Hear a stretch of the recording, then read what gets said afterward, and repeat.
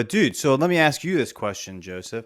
Like for like my brother, for so I'm in the suburbs. Just like for the audience, like we all lived in New York together. Mm-hmm. I live in the suburbs. These two guys were born and bred in New York City, like Native New native New Yorkers. Yorkers. Yeah. I moved to New York, so I have perspective of living in the suburbs, moving to the city, and Mm-hmm. now being back in the suburbs Yeah. in my 30s, right?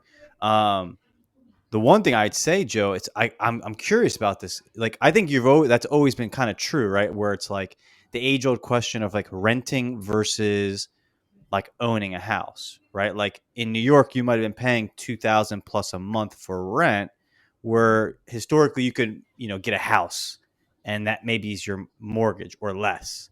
But like I almost wonder nowadays, like my brother's looking for a house in New Jersey.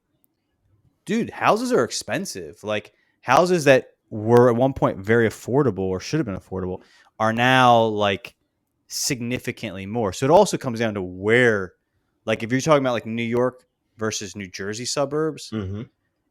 I think it's changing versus if you said live in New York City or move to like Pennsylvania, then it's like even that's you know what I mean, that even that becomes different. But I also think that's like a COVID or post COVID kind of phenomenon where a lot of people were leaving the cities to go to the suburbs or go to like rural areas.